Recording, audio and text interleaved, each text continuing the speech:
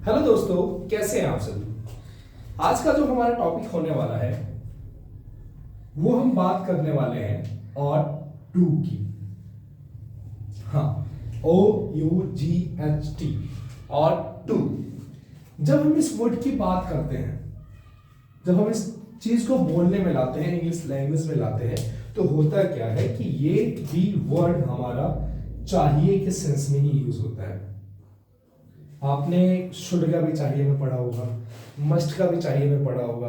अब बोलोगे सर कितने चाहिए पढ़ा होगा, हमें कंफ्यूजन हो रही है। ठीक है, कंफ्यूजन को ही दूर करने के लिए मैंने आपके लिए ये टॉपिक लाया हूं। और टू, जब भी बात हम और टू की करते हैं तो चाहिए के सेंस में आता है। पहला तो सेंस ये, ठीक है। अब जैसे मैंने मान लीजिए कुछ सेंटेंसेस लिखे कि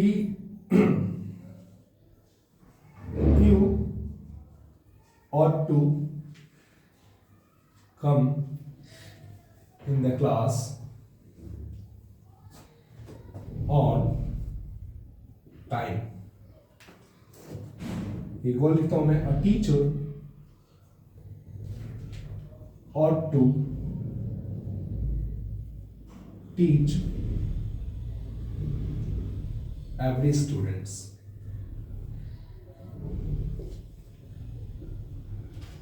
Students ought to study hard।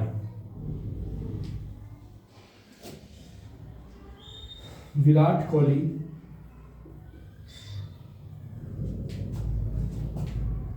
ought to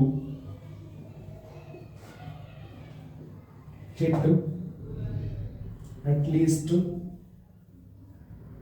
30 runs in a match। ठीक, I have written 4 sentences on the board as you can see। ठीक, तो पहला सेंटेंस है हमारा कि you ought to come in the class on time। आपको सीधा सीधा मतलब पता चल रहा होगा इस सेंटेंस के कहने का मतलब है कि भाई आपको जो है क्लास में समय पर आना चाहिए।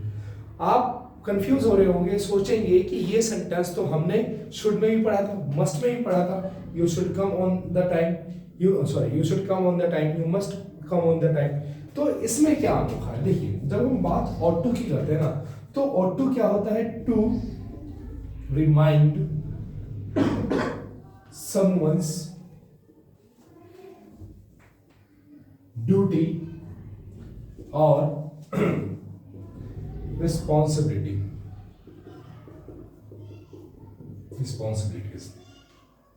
क्या बना मतलब कि जब टू रिमाइंड समवन ड्यूटी, किसी की ड्यूटी याद दिलाने के लिए, किसी की रिस्पॉन्सिबिलिटी याद दिलाने के लिए कि उसकी ड्यूटी और उसकी रिस्पॉन्सिबिलिटी क्या है।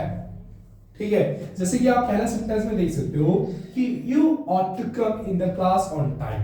ठीक है, सपोज दैट हम क्लास में पढ़ रहे हैं, ठीक है, और एक बच्चा लेट आता है क्लास में, तो मैंने बोला उसको कि भाई you want to come in the class on time. मैं उसको यहां पे एडवाइस नहीं दे रहा हूं, मैं यहां पे उसको एडवाइस नहीं दे रहा हूं गाइस, मैं उसको किसी प्रकार की सलाह नहीं दे रहा हूं, उसको बता रहा हूं कि भाई क्लास इतने बजे की है, तो उसकी ड्यूटी, उसका फर्ज ये बनता है कि एटलीस्ट उसको समय पर आना चाहिए। पहली बात क्लियर हुई। एक और सेंटेंस लेते हैं, next sentence, a teacher ought to teach every students। एक टीचर का क्या काम होता है कि उसको सभी स्टूडेंट को पढ़ाना चाहिए।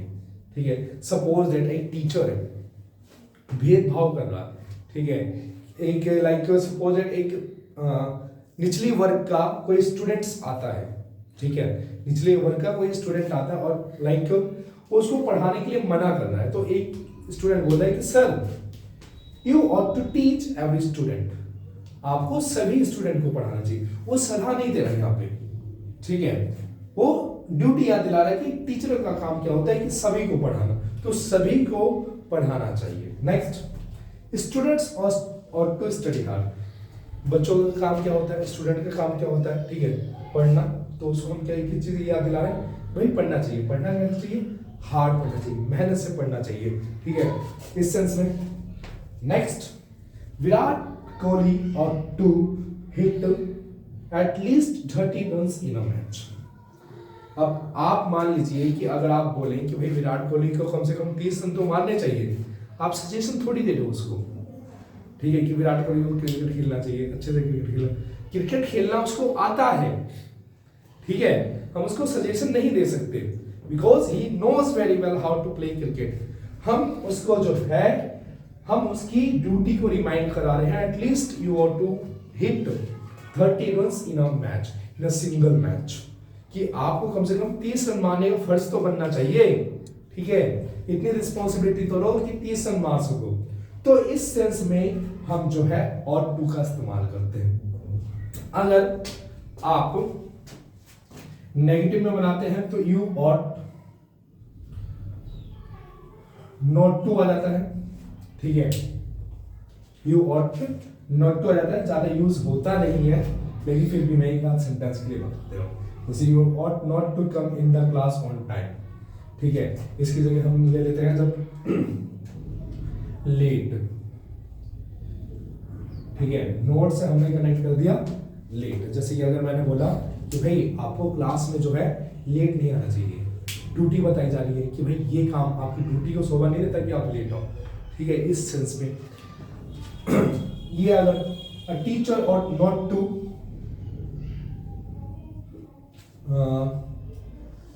सेंटेंस चेंज कर देते हैं, डिस्क्रिमिनेट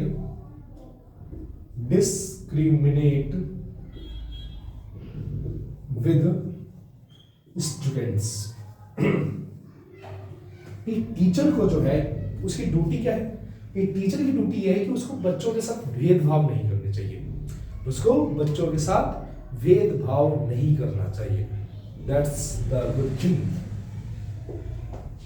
इसी सेंटेंस के माध्यम से हम समझ लेते हैं पास्ट का होता क्या है कि ought to have plus third form of the verb, ठीक है, जब पास्ट की बात होती है तो होता क्या है कि third form of the verb आ जाता है। कोई रिस्पॉन्सिबिलिटी किसी ने गलत किया हो उसको प्रेजेंट में आप रिमाइंड कराएंगे कि आपको ऐसा नहीं करना चाहिए था, ठीक है, तो उसके लिए आप बोल सकते हो जैसे मैंने बोला कि विराट कोहली और ought to have, ठीक है, ये पास्ट का सेंस हो गया, विराट कोहली को मैच में कम से कम 30 रन तो मारने चाहिए थे, हम उसकी रिस्पॉन्सिबिलिटी याद दिला रहे हैं पास्ट की, ठीक है, और इस सेंस में हैव स्टडीड, बच्चों को लगन से पढ़ना चाहिए था, कड़ी मेहनत करनी चाहिए थी, पढ़नी चाहिए थी, ठीक है, तो इस सेंस में हम जो है ought to and ought to have का इस्तेमाल करते हैं। आई होप आपको ये चीजें समझ में आ गई होंगी। ought to किस लिए यूज करते हैं, टू रिमाइंड समवन्स ड्यूटी और रिस्पॉन्सिबिलिटी। आई होप आपने ये चीजें अच्छे से समझी होगी। मिलते हैं नेक्स्ट वीडियो में।